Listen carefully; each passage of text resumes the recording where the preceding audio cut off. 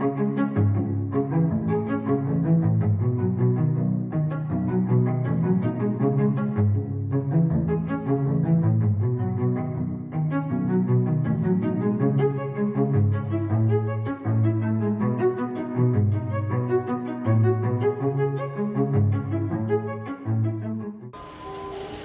tal? Muy buenas tardes, soy Héctor de Mauleón, le doy la más cordial bienvenida a una nueva emisión del Foco. Estamos caminando con Ana Torres en la entrada, en la boca de la antiquísima calle de Madero. Le doy la bienvenida, Ana, gracias. Muchísimas gracias. Le doy la bienvenida a Beca Duncan, como Ana, cada bienvenida. Hola, ¿qué tal semana. a todos, a todas? Hemos estado caminando buscando el arte escondido en la ciudad. En esta ocasión nos vamos a acercar a uno de los edificios que le pertenecen a la ciudad, tanto como el Ángel, como Bellas Artes, como el Hemiciclo a Juárez, como el Monumento a la Revolución, y sin embargo un edificio que es más antiguo que todos ellos.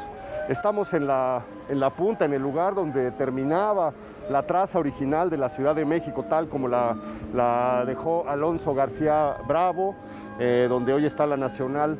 Pasaba una acequia, la Alameda no existía, para allá atrás comenzaban una serie de lodazales.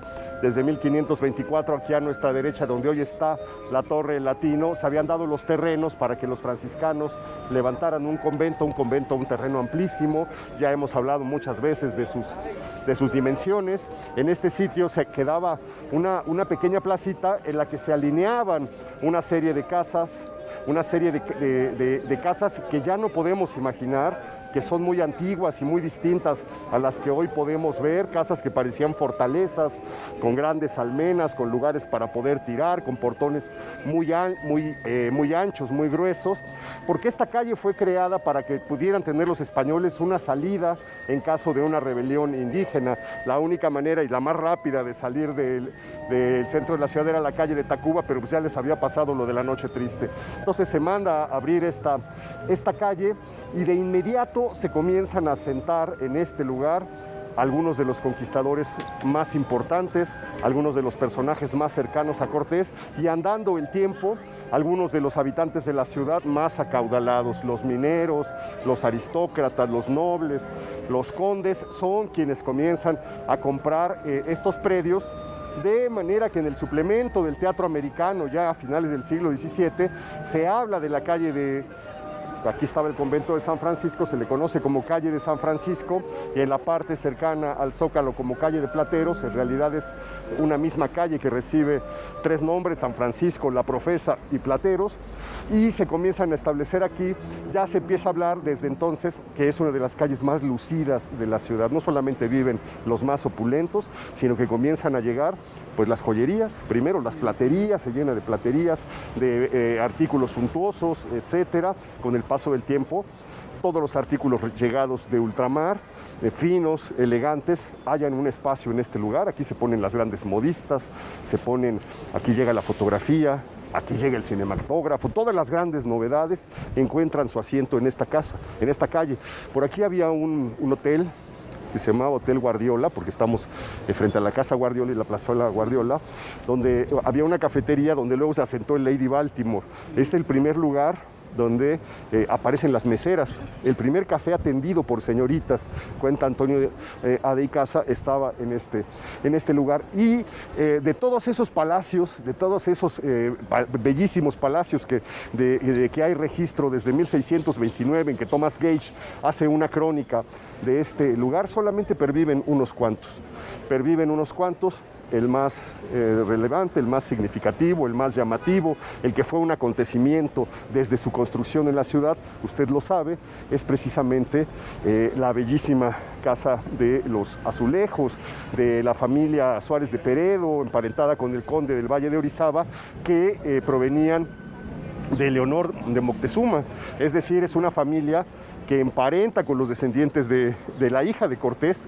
Cortés tiene una hija con la hija de Moctezuma, Leonor de Moctezuma, y esa rama comienza a emparentar con una familia a la que se le da el título de condes del Valle de Orizaba, y pues se levanta esta casa que es completamente singular en el centro histórico, rodeada de leyendas, rodeada de fantasías.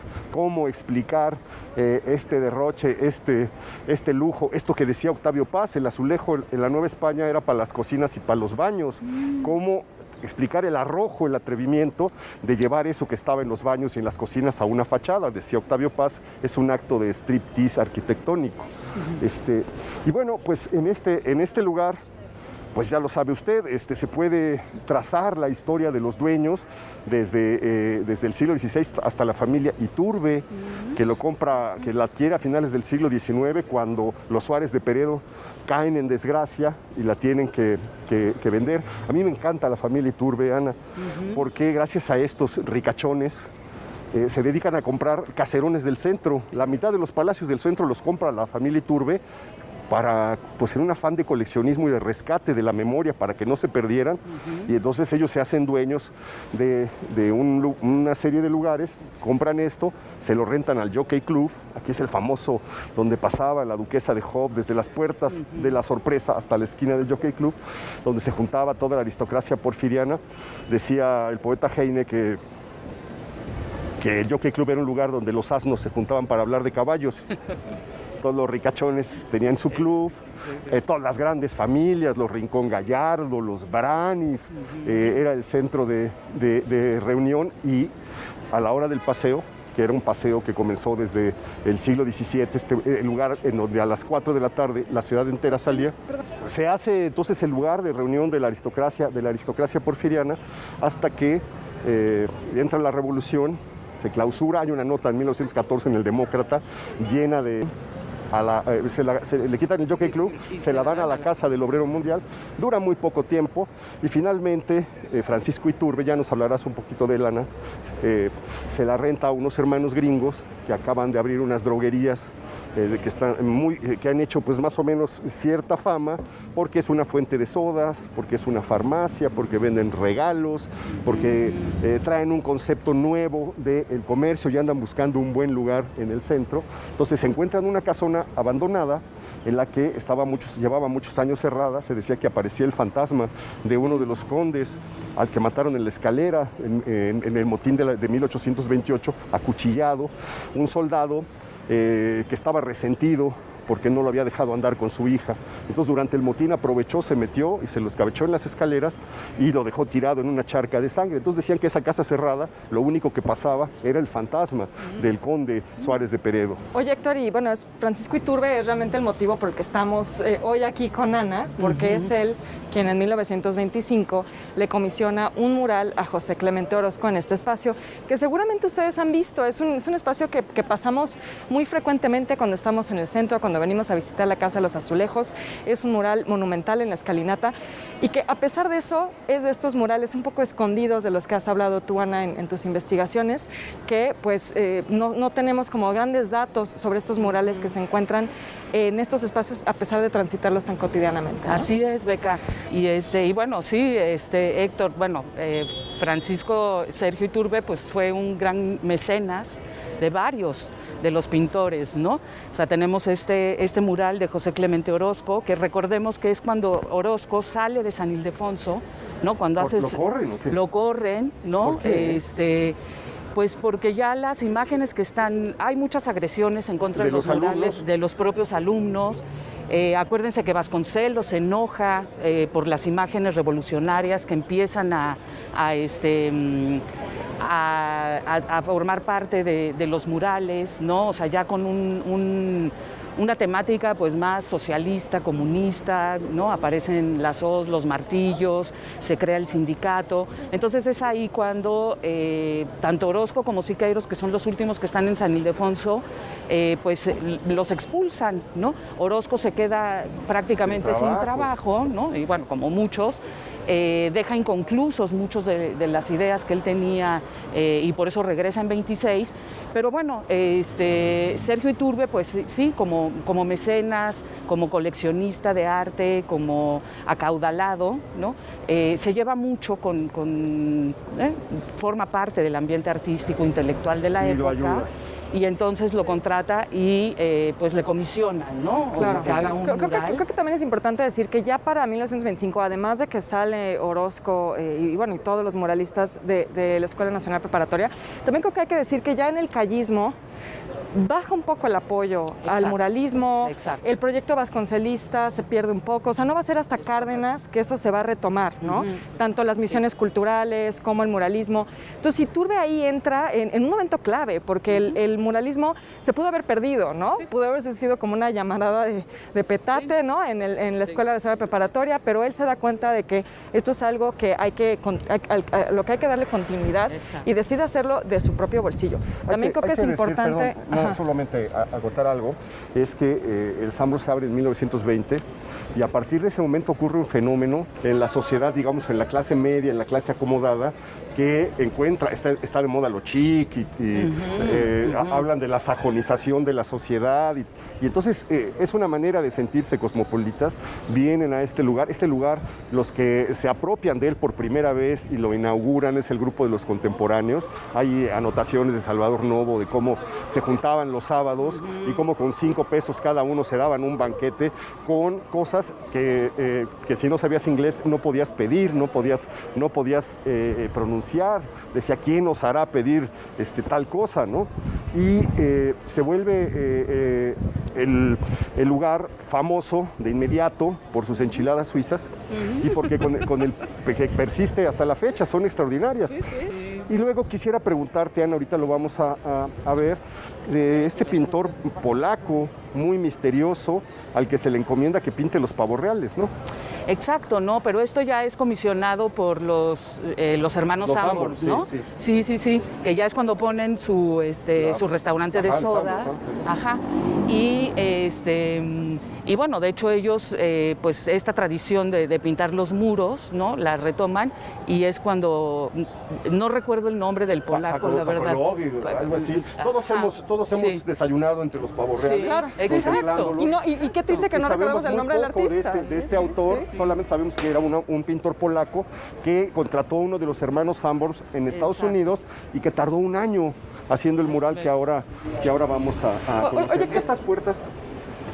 No, perdón, te iba a decir, perdón por interrumpir, que ahorita que mencionaste a los contemporáneos, creo que eso es muy importante porque Iturbe formaba parte también de ese grupo. Claro. Era amigo de Roberto Montenegro, él crece en París, entonces ahí conoce también a Pellicer, cuando Pellicer pasa una temporada por allá, viajan por Medio Oriente, conoce a Montenegro allá. Manuel Rodríguez Lozano. Se hace muy amigo de Rodríguez Lozano, colecciona a Abraham Ángel. Sí. Y bueno, interesante que sea un lugar donde también convivió con estos personajes, ¿no? Sí. Pasado el tiempo, pues, se vuelve uno de los grandes cafés literarios de la ciudad. Aparecen las novelas de Carlos Fuentes, aparece Andrés Enestrosa lo convierte su oficina. Aquí durante todos los días de su vida, don Andrés venía aquí a este café y estaba rodeado de una mesa de periodistas y escritores que era animadísima, llena de anécdotas interesantes. Se vuelve uno de los lugares, como les decía, pues inevitables de la ciudad. ¿Quién no ha venido a este sitio? Y aquí vemos los murales que celebraba Salvador Novo. Fue el primero que da cuenta y dice, pusieron las mesas en lo que fue el patio y la gente come rodeada por unos murales maravillosos. Sí. Que efectivamente es muy curioso de que a pesar de que ya lleva un siglo decorando los muros, sabemos tan poco del autor, pasó como una sombra. Exacto, sí. Sí, que aparte, bueno, son murales decorativos, son murales que no respondían, ¿no? Como a este nacionalismo, quizás por eso, ¿no? Como dejarlos de lado, ¿no? O sea... Claro, y que también todavía siguen un estilo con reminiscencias de lo que estaba de moda en el porfiriato, exacto, ¿no? Como exacto, que no se ve la vanguardia que estaba pasando ya, ¿no? Sí. Bueno, pues estamos cerca de la escalera donde uno de los condes del Valle de Orizaba, de la familia Suárez de Peredo, fue asesinado. Él bajaba por las escaleras cuando ocurre el motín de la Acordada. El motín de la Acordada sucede por razones políticas. Es la entrada de México a la democracia y sin embargo se acusa un fraude, se levantan en armas los militares hay una matanza en el centro de la ciudad, se saquea el Parián, se saquean las tiendas, la muchedumbre empieza a saquear la ciudad y en medio de los disturbios un oficial conocido llamado Manuel Palacios entra a este lugar en el que le habían prohibido mantener una relación con una de las condesas, lo encuentra bajando las escaleras y lo asesina. Hay una segunda historia de fantasmas que tiene que ver con la quinta condesa del Valle de Orizaba, porque ella se murió, se la llevaron aquí a San Diego cruzando la Alameda a velar y dicen que en la noche, cuando estaba el velorio, oyeron que estaba rascando el ataúd y entonces abrieron el ataúd, salió amortajada la condesa, todo el mundo salió corriendo y la condesa dijo, pues ¿qué estoy haciendo aquí? Y atravesó la Alameda de noche todavía envuelta en la mortaja, llegó a tocar y pues desde luego no le querían abrir los sirvientes. No, pues no. Le abrieron y vieron que había tenido un ataque de catalepsia y que efectivamente no había muerto. La siguiente vez que murió, la dejaron un ratito más para convencerse de que ahora sí se hubiera muerto y ya la enterraron. Pero son partes de las historias que decoran este lugar. Finalmente, Iturbe rescata de la desgracia a su amigo Orozco, se las está viendo muy mal, muy negras en términos económicos, y le da la oportunidad de hacer algo que es, lo vamos a ver ahorita, un Orozco nuevo, inédito, un Orozco que no tiene nada que ver con los Orozcos que conocemos, ¿no? Exacto, sí. Vamos a hacer una pequeña pausa y nos colocamos frente al mural.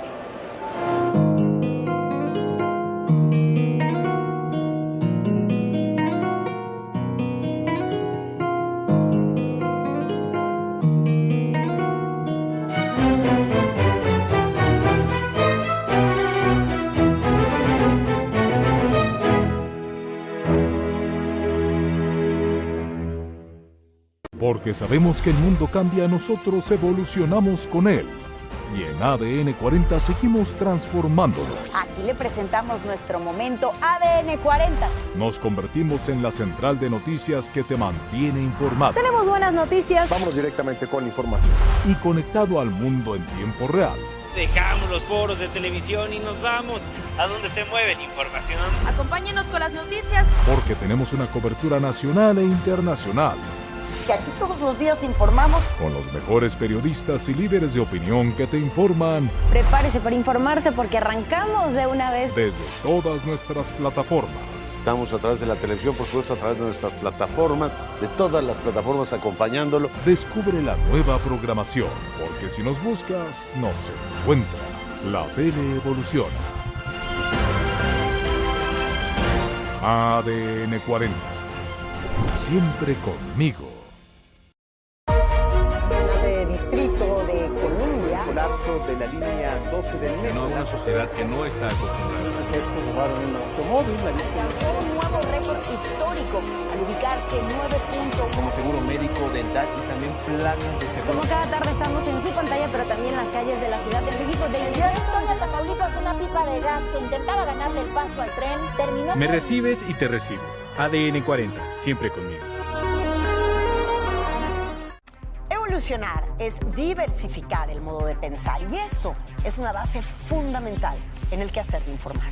Es afinar la escucha y escuchar lo que están diciendo nuestros televidentes. Es saber en dónde estamos y ser parte de lo que pasa. Evolucionar es cambiar, adaptarse, transformarse. El mundo ha evolucionado sin duda y también la manera en la que consumimos la información. El periodismo hoy es compromiso social, es debate y opinión sin falsas neutralidades, pero con mucha apertura. Informar para mí es un compromiso. Y siempre desde el lugar de la noticia. Porque lo que usted ve en la pantalla todos los días no se puede hacer solo, se hace con un gran equipo. Colaborar de aquí para allá, pero también de allá para acá. Hoy quien demanda información, quien consume información, quiere interactuar, recrear, enriquecer las noticias. Las historias de la realidad que usted quiere, requiere y necesita todos los días, a todas horas, para estar informado. De no olvidarnos de lo que hacemos y para quién lo hacemos. Cuando uno se decide a dejar de tratar de cambiar al mundo para tratar de entenderlo, invariablemente sucede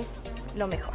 El periodismo hoy en día es adrenalina, es velocidad, es dinamismo, es multiplataforma. Es tener el privilegio de enriquecer nuestra existencia a través del otro. Y es ejercer la libertad más valiosa que tenemos, la libertad de expresión. Porque sabemos que el mundo cambia, nosotros evolucionamos con él. Y en ADN 40 seguimos transformándolo. Aquí le presentamos nuestro momento ADN 40. Nos convertimos en la central de noticias que te mantiene informado. Tenemos buenas noticias. Vamos directamente con información. Y conectado al mundo en tiempo real. Dejamos los foros de televisión y nos vamos a donde se mueve la información. Acompáñenos con las noticias. Porque tenemos una cobertura nacional e internacional.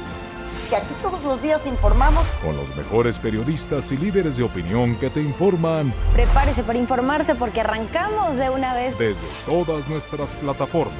Estamos a través de la televisión, por supuesto, a través de nuestras plataformas, de todas las plataformas acompañándolo. Descubre la nueva programación, porque si nos buscas, nos encuentras. La tele evoluciona.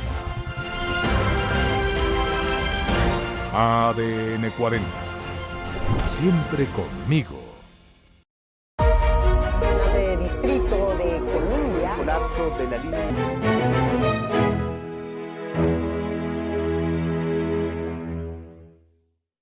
Bueno, pues aquí lo tenemos atrás, lo podemos ver en toda su magnitud y sobre todo en todo su misterio. Un mural enigmático, hermético, podríamos decir, casi irreductible a la interpretación, a pesar de que se han hecho interpretaciones diversas. Creo que incluso el propio Orozco dio la suya. Sí, Héctor, pues bueno, acuérdense que Orozco tiene una influencia simbolista, ¿no? Entonces, es un pintor finisecular que también toda una generación pues se interesaba como por las partes ocultas de la vida, por el misterio, ¿no? Por la muerte.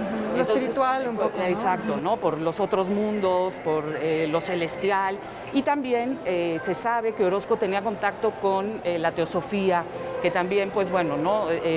Nos muestra como los opuestos, ¿no? De las contradicciones en la vida humana. Entonces creo que este mural, Omnisciencia, pues tiene todo este simbolismo que no solo habla de este ocultismo o de estas partes misteriosas, ¿no? Que ahorita las vamos a ver con detenimiento, pero también nos habla de acontecimientos históricos, ¿no? Entonces vamos viendo cómo Orozco va mezclando como varios estilos pictóricos, ideológicos. Unas manos derramando fuego que otras manos reciben, en medio de un azul celeste, ¿no? O sea, acuérdense que, bueno, puede ser como esta parte espiritual, ¿no? Y estas manos, pues también, ¿no? Están en la parte alta del mural y por un lado, en nuestro lado izquierdo es el fuego, ¿no? Y acuérdense que todas las posiciones también son simbólicas, ¿no? Están las manos en vertical y otras en horizontal, ¿no? Entonces lo vertical y lo horizontal. El fuego en contraposición, o sea, lo que está del otro lado es un cuerpo humano, ¿no? Y la mano receptora, digamos, está recibiendo la cabeza, ¿no? La razón. Tal vez si bajamos un poquito, vamos a bajar. Ajá. Entonces, bueno, vamos viendo como estas contraposiciones que a Orozco le gustaba muchísimo, ¿no? Y en la parte baja, que es la parte central del mural, que es pues la temática más que nada, ¿no? Lo omnisciente, la omnisciencia, pues es más bien el que todo lo sabe, ¿no? El que todo lo ve, ¿no? Entonces, de alguna manera, aquí lo que coloca la escena o lo que podemos observar son dos mujeres, dos figuras femeninas y tres figuras masculinas. Al centro está esta mujer femenina de perfil, de la cual brotan estos rayos. Está como recibiéndole, ¿no? Exacto. Y es como toda la energía del mural, ¿no? De donde se desprende esta parte energética que también a Orozco le gustaba muchísimo, ¿no? Como la energía del universo, de alguna manera, ¿no? Exacto, ¿no? Que era un poco, pues, la teosofía, las sociedades ocultas, ¿no? O sea, que criticaban a la religión católica, ¿no? Pero también creían en un ser energético, ¿no? Superior. Entonces, bueno, es una mujer, ¿no? Y observemos bien la mujer, que es una mujer morena, es una mujer con trenzas, ¿no? Y de la cual, pues bueno, ¿no? Como nos dirige a los lados del mural. Del lado izquierdo tenemos una figura masculina, ¿no? Que es una figura como muy violenta, ¿no? Tiene la espada, que es la tragedia. Sin embargo, una mano lo está conteniendo, exacto, una mano más poderosa, ¿no? Exacto, sí. ¿Y dónde tiene colocada esa mano? Cabeza, sí. En la cabeza. Entonces, es la razón, ¿no? La que, bueno, el simbolismo que podríamos decir que tiene esta figura.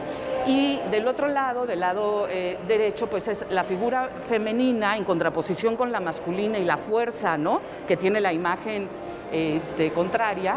Y aquí Ana, hay... siempre me ha intrigado la expresión de la mujer. Sí. Esta expresión como de como si estuviera siendo de algún modo obligada, violentada. Claro. El ceño fruncido. Forzada, digamos, a una experiencia, a algo que el mismo brazo masculino fuerte la está conteniendo, ¿no? Exacto, exacto. Y que tiene, o sea, su cuerpo es como mucho más frágil, ¿no? O sea, esta fragilidad, esta como, pues también sumisión, ¿no? Por los ojos cerrados, ¿no? Acuérdense que también Orozco tiene como un juego gestual con la mirada. Que lo mismo hace con la Malinche, lo vimos en San Ildefonso, ¿no? En la Escuela Nacional Preparatoria. También la pone como sumisa con los ojos cerrados. Con un brazo. Con un brazo. Y aquí también la posición de las manos es simbólica, ¿no? La mano que se dirige al cielo, ¿no? A lo espiritual, a lo celestial, que muchas veces lo femenino, ¿no? Está vinculado con esa parte, y la mano en contraposición de la mano que está en la razón, la cabeza, aquí está en el pecho, ¿no? En el corazón, en la parte de los sentimientos. Entonces hay estudios que dicen que es un mural que también habla de lo apolíneo y de lo dionisíaco, ¿no? Lo apolíneo de estas más en la parte del trazo, ¿no? Del trazo geométrico, ¿no? Del trazo perfecto, de lo bello, en contraposición con lo dionisíaco, que es lo que no se ve, ¿no? O sea, como esta parte más de las pasiones, ¿no? De lo extraordinario, de lo escondido, ¿no? Y bueno, entre otras interpretaciones, podríamos decir que también puede ser que Orozco esté pensando en la conquista cuando está haciendo este mural, ¿no? Y que también está como un poco cuestionando la raza cósmica de Vasconcelos, que es el mestizaje. Es el mismo año o la misma época en la que lanza Vasconcelos la raza cósmica. Y omnisciencia, ¿por qué?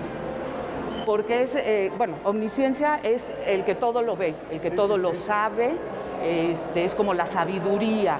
Entonces yo creo que Orozco también está trabajando con esa parte racional, pero también espiritual. Pero ¿no? parece que es un juego de palabras, ¿no? Porque ahí hay como un error ortográfico, le elimina la S. Sí. Y la teosofía también tenía como este juego con lo científico, sí. ¿no? No se conservan tanto como una religión, sino como un pensamiento filosófico y científico. Ana, ¿decías que es una respuesta a la raza cósmica de José Vasconcelos? Y esa es ya una interpretación quizás más personal, pero viendo la figura central, que es una figura oscura, es una figura con trenzas, podríamos pensar en un indígena, no en un mestizo, ¿no? Y es la figura que está al centro del mural, y es la figura de la cual surge esta energía, ¿no? Cósmica, energía científica, en fin, ¿no? Estos tonos ocres y como telúricos, ¿no? Sí. Como...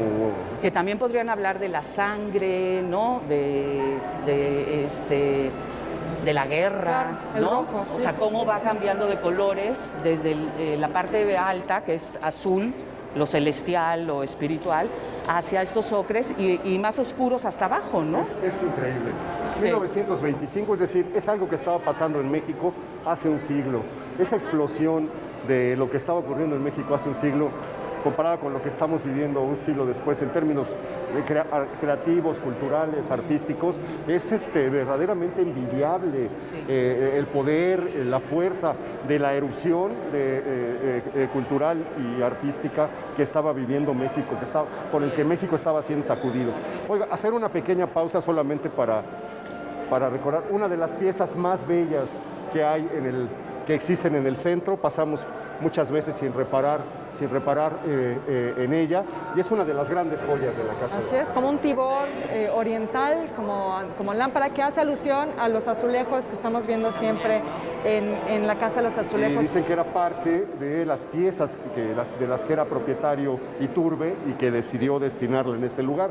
Así que imaginemos lo que llegó a acumular esta familia, que en 1979 ya estaba completamente en quiebra, ¿no? Sí, bueno, en el 57 muere Iturbe, entonces ahí termina su mecenazgo, ahí termina su colección, y sí, efectivamente para los años 70 ya en quiebra. Pero bueno, mencionar nada más brevemente que su nombre aparece en el mural, ¿no?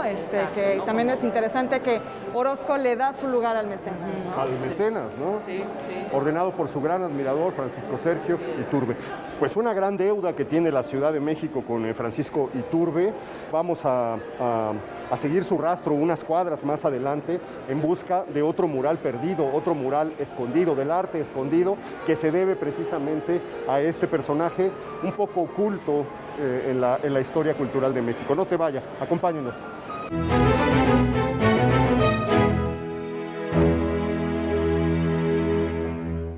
Porque sabemos que el mundo cambia, nosotros evolucionamos con él. Y en ADN 40 seguimos transformándolo. Aquí le presentamos nuestro momento ADN 40. Nos convertimos en la central de noticias que te mantiene informado. Tenemos buenas noticias. Vamos directamente con la información. Y conectado al mundo en tiempo real. Dejamos los foros de televisión y nos vamos a donde se mueve la información. Acompáñenos con las noticias. Porque tenemos una cobertura nacional e internacional. Que aquí todos los días informamos con los mejores periodistas y líderes de opinión que te informan. Prepárese para informarse porque arrancamos de una vez. Desde todas nuestras plataformas. Estamos a través de la televisión, por supuesto, a través de nuestras plataformas, de todas las plataformas acompañándolo. Descubre la nueva programación, porque si nos buscas, nos encuentras. La tele evoluciona.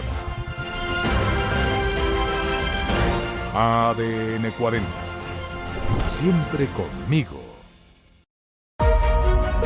Distrito de Columbia. Colapso de la línea 12 del metro. Sino una sociedad que no está acostumbrada. Los sujetos robaron un automóvil. Alcanzó un nuevo récord histórico al ubicarse 9.1. Como seguro médico, dental y también planes de seguro. Como cada tarde estamos en su pantalla, pero también en las calles de la Ciudad de México. En Ciudad Victoria, Tamaulipas, una pipa de gas que intentaba ganarle el paso al tren terminó. Me recibes y te recibo. ADN 40, siempre conmigo. Evolucionar es diversificar el modo de pensar, y eso es una base fundamental en el quehacer de informar.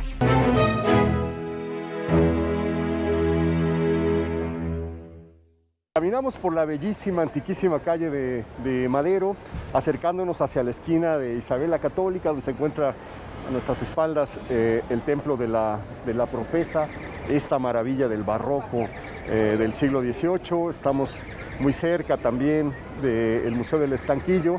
Y vamos a dar la vuelta en Isabel la Católica, a donde usted va a identificar una antigua casona, un antiguo palacio de novohispano, anterior. Es una de las construcciones, digamos, más antiguas en términos de palacios civiles que hay en el centro. Casi todas las casas que quedan, estas casonas virreinales, son del siglo XVIII. Y esta que vamos a visitar en esta ocasión es del siglo XVII. Se levantó a finales del siglo XVII y pertenece precisamente a los que fueron dueños de donde luego se hizo la Condesa. La famosa hacienda de la Condesa era la hacienda de Miravalle. Bueno, pues el asiento de este condado de Miravalle, de los condes de Miravalle, era precisamente este palacio que tenemos aquí, cuya antigüedad la podemos detectar porque no está el derroche barroco, churrigueresco que caracteriza a las construcciones de un siglo después, sino se ve todavía una serie de elementos como la simpleza, la desnudez, las almenas, que recuerdan todavía cómo eran las casas de las que hablábamos, de las primeras casas que hubo en la ciudad, que todavía semejaban fortalezas.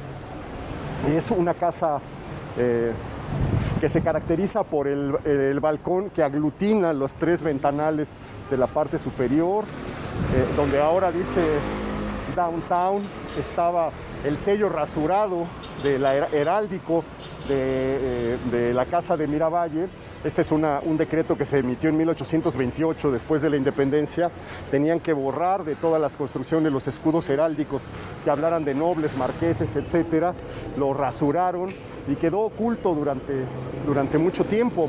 Hay una historia, también forma parte de las leyendas del centro, de que una de las representantes de esta familia, viéndoselas muy negras económicamente por la muerte del marido, con 3 hijas a las que no tenía cómo alimentar, un día llegó un indígena a su casa y le pidió de comer.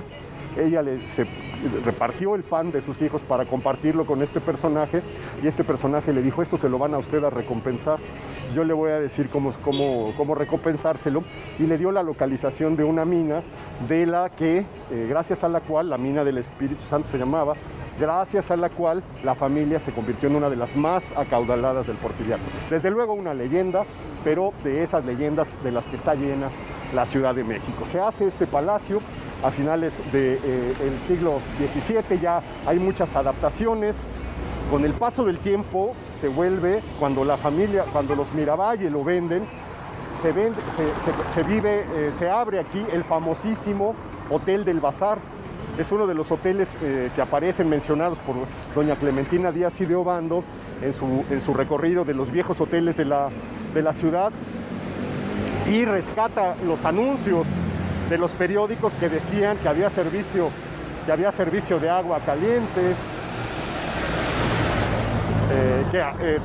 todas las grandes comodidades que se daban aquí. Y aquí existió también uno de los cafés más famosos que hubo en la ciudad, que era precisamente el Café del Bazar, uno de los cafés que cita Prieto Guillermo Prieto en sus memorias, y que era uno de los más concurridos. No solamente eso, aquí se abre una de las primeras academias literarias que funda el esposo de Madame Calderón de la Barca, Ángel Calderón de la Barca, abre en este espacio una de las academias literarias, y luego con el paso del tiempo, pues el edificio tiene diversos destinos, queda en ruinas, queda abandonado, hasta que lo compra la familia Iturbe, lo compra Francisco Iturbe, lo remodela, él vive en la parte de arriba, lo usa para su habitación, y la parte de abajo la renta para que se abran una serie de comercios, entre ellos muchísimas joyerías. Se le conoce como el edificio Jardín, y en ese momento ya estamos hablando de los años 40, 1940 a 1945, este protector de las artes, hay que imaginar lo que fue, ahorita que cruzamos siempre cae esa sensación del México antiguo, pero hay que imaginar lo que hace este protector de las artes, que así como rescata a su amigo Orozco del desempleo después de que lo corren de San Ildefonso y le encarga un mural particular, hace lo mismo con un pintor extraordinario.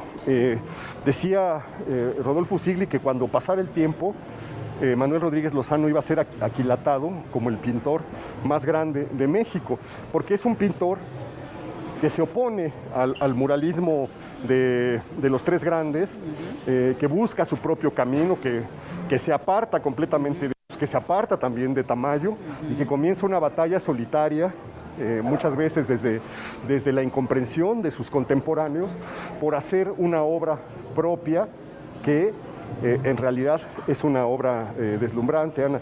Dicen que tiene 3 momentos, que hay 3 épocas. Vamos a ver la última, la época blanca que le llaman, de Manuel Rodríguez Lozano. Usted ha oído hablar muchísimo de Manuel Rodríguez Lozano. Es el pintor del que nos contaba Beca en Bellas Artes, de cómo es acusado de haberse robado unos grabados, y acaba en Lecumberri durante varios meses, y ahí pinta este mural prodigioso, La Piedad, que hoy está en Bellas Artes, pero que estuvo en un pasillo de Lecumberri.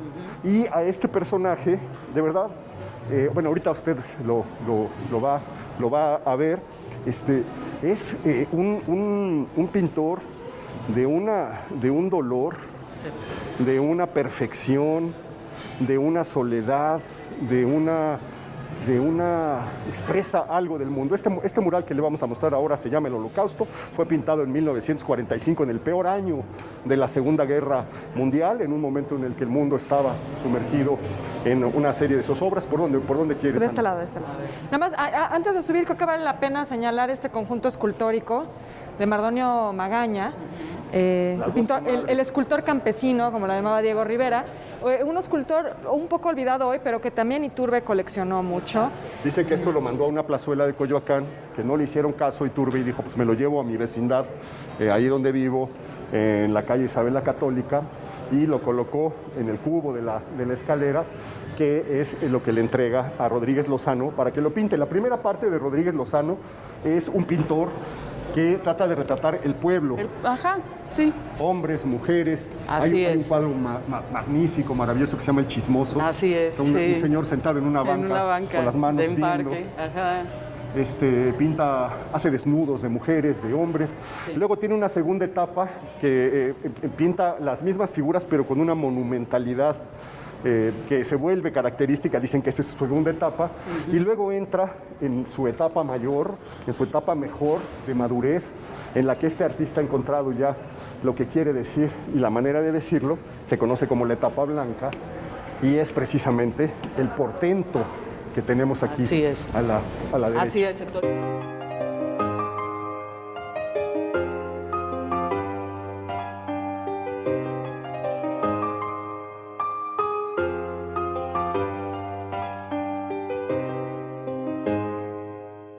Y esta tercera etapa, a la cual pertenece el mural que tenemos aquí, pues de alguna manera responde al dolor que él vivió cuando lo encarcelan, ¿no? Él está 4 meses, 6 meses en Lecumberri, y a partir de ese suceso, que lo acusan de algo que pues después se demuestra que él no cometió, ¿no? Del robo de los grabados. De Durero, ¿no? El de Durero, 3 de Durero y el cuarto no recuerdo. Rino. Sí, no me acuerdo ahora, pero bueno. Pero los grabados estaban en la academia, nunca salieron de ahí. Sí. Para que los alumnos los copiaran. Exacto. De alguna manera formaban parte, ¿no? Deciden hacer una exposición mostrándolos. Ajá. No sé dónde iba a estar la exposición. Fuera de la academia, no recuerdo exactamente dónde, pero por eso dicen que nunca los regresa, ¿no? Pero se hace la exposición, se presentan los grabados, los ven, y de repente, al momento de regresar, ya no están. Y él dice, pues yo soy el responsable porque yo autoricé su salida, usted es el responsable, pues venga para acá. Exacto. Y acaba recluido en Lecumberri. Bueno, y además, una cosa que matiza, creo que también todo esto, es llegar a Lecumberri, pero además llegar a Lecumberri siendo un hombre homosexual, ¿no? De quien se sabía su homosexualidad. Porque aparte, sí se sabía. Cuando él llega de París, una vez que se divorcia de Carmen Mondragón, de Nahui Olin, él se contacta con el grupo de contemporáneos, ¿no? O sea, con el ambiente. Entonces, este grupo, pues en su mayoría eran homosexuales y Salvador Novo, Javier Villarruta, Bernardo Ortiz de Montellano, Jorge Cuesta, Agustín Lazo, otro pintor vinculado a ellos. Pintores como Agustín Lazo, incluso Tamayo estuvo vinculados con contemporáneos, ¿no? Y Antonieta, desde luego. Sí, la mecenas, ¿no? De alguna manera. Y se decía que este grupo de contemporáneos era antinacionalista, sin embargo, se ha demostrado que no, que tenían otro tipo de nacionalismo, ¿no? Un nacionalismo alternativo, un nacionalismo mucho más íntimo, sentimental, y estaban en contra, lo que criticaban era el nacionalismo como más de causa social. Histórico-narrativa del muralismo. Exacto. La épica de la revolución. De hecho, esto que decía Héctor creo que es muy importante para entender a Rodríguez Lozano, que él quería pintar al pueblo real, ¿no? Él no quería pintar a ese México idealizado, los puños, retadores, ¿no? Exacto, sino el México que sí estaba sumido en la pobreza, que sí vivía los estragos de la revolución. Por eso sus cuadros son tan tristes. Todas las mujeres de la primera etapa tienen ese aire, esa mirada triste, esa cosa como de abatimiento, que formaba parte pues, y sí creo que sigue formando parte en mucho de la esencia, la vieja lágrima. Sí, como el querer mostrar esta soledad, este abandono, ¿no? A partir de no solo los personajes que él pinta, sino de las composiciones que él hace, del espacio pictórico que él construye, ¿no? que son espacios como encerrados en un inicio y después en esta tercera etapa, espacios muy desolados, ¿no? Muy metafísicos quizás, ¿no? Muy oscuros. Creo que esto que decía Héctor es muy importante, de cómo Rodríguez Lozano buscaba pintar al México real. Eso es fundamental para entender su obra, porque él, en esta pugna que nos contabas con el muralismo, con la Escuela Mexicana de Pintura, él lo que no quiere es presentar un México idealizado, ¿no? Este pueblo que aparece en los murales, como ¿no? Que sale, exacto, que sale glorioso la revolución. Él quiere pintar, pues sí, la miseria, las condiciones de pobreza, la desolación, la desesperanza, lo que finalmente se estaba viviendo por la revolución. Por eso tienen esas miradas tristes sus mujeres. La vieja lágrima de la que hablaba Pedro Enrique Sureña en los rostros, esta cosa de abatimiento, de desesperanza, una cosa muy profunda que él despoja de la épica muralista de Diego Rivera, de Siqueiros. Y de hecho hay un dato importante también, él es el director, él suple a Adolfo Besmogart en la dirección de Dibujos y Artes Manuales de la Secretaría de Educación Pública en 24, 25, y entonces él critica mucho el método de dibujo Besmogart y lo suple le interesan mucho como los exvotos mexicanos, ¿no? Y ha habido estudios, ¿no? En donde se ve que el espacio pictórico que él maneja en sus cuadros de Caballete tiene mucho que ver con lo que se propone en el exvoto. Como esta parte también como rescatando lo popular, ¿no? Claro. Rescatando el trazo no académico. Sí, autodidacta. Bueno, es que él era autodidacta. Este personaje llega en el 21, 22 de Europa. Durante la primera etapa dura como 10 años, pero en esa etapa él conoce muy pronto a un joven talento que se llama Abraham Ángel. Exacto. Es un pintor, de verdad, yo creo que le faltó desarrollarse porque muere a los 19 años, se suicida, se inyecta, tienen una relación, pero el joven se siente abandonado, traicionado, olvidado por Rodríguez Lozano, porque Rodríguez Lozano pone la vista en otro pintor que le parece más talentoso y con el que tal vez también establece una relación, que es Julio Castellanos, y entonces el muchacho entra en una depresión tremenda.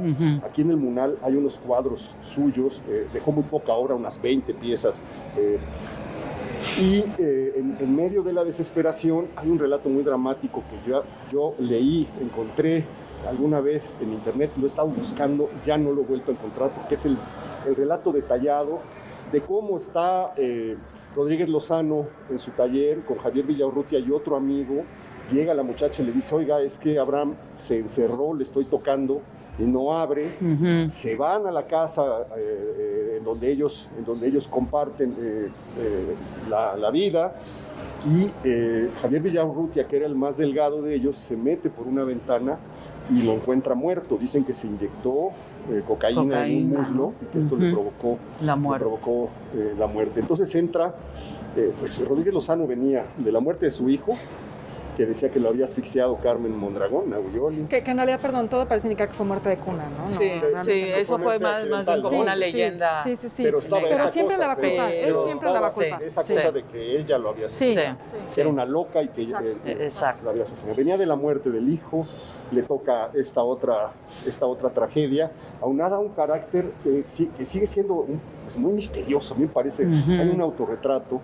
Ojalá podamos acompañar esta charla con las imágenes de este autorretrato, en las que él se capta con esa cosa en la mirada que es indefinible, pero que es muy perturbadora, porque habla de una tristeza, de un dolor, de una soledad, de una búsqueda. Es una cosa muy misteriosa este pintor. Entonces muere este joven en 1924, y a partir de ese momento él sigue explorando su propia obra hasta que llega a esto que tenemos atrás, que comienza por ahí del 34, y que abandona muy rápido. Bueno, y es que también hay que pensar un poco, retomando la figura de Iturbe, el coleccionista.